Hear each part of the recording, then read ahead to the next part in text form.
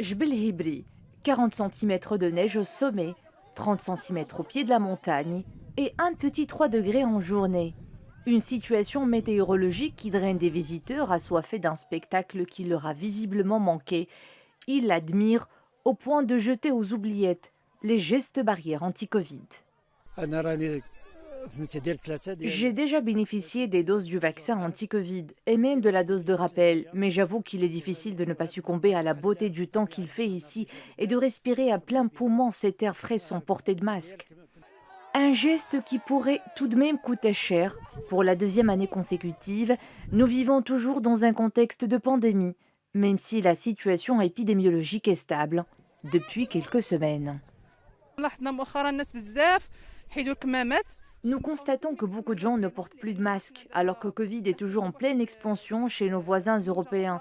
Il ne faut pas négliger les gestes barrières et se faire vacciner. Il faut faire preuve de vigilance. Un nouveau variant est en pleine propagation dans de nombreux pays à travers le monde. Et puis, il ne faut pas oublier que par le temps qu'il fait et la baisse des températures, le risque d'attraper froid et de tomber malade est bien plus accru. Et oui, la question s'impose d'elle-même. La vague de froid risque-t-elle d'augmenter les cas Covid ? On sait que le temps froid favorise la circulation des virus qui attaquent le système respiratoire. Et lorsqu'on attrape froid, difficile de distinguer les symptômes de la simple grippe saisonnière ou du Covid. C'est la raison pour laquelle il ne faut surtout pas baisser la garde et se faire vacciner contre Covid et contre la grippe saisonnière à la fois quand on fait partie des sujets vulnérables à faible immunité.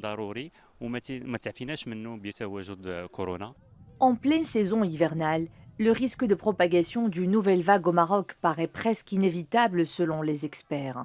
Seule la vaccination est capable d'atténuer, voire de freiner la létalité due à l'infection au Covid. Il en va de même pour le respect des gestes barrières qui ont toujours droit de citer tant que la bataille face au virus n'aura pas été remportée.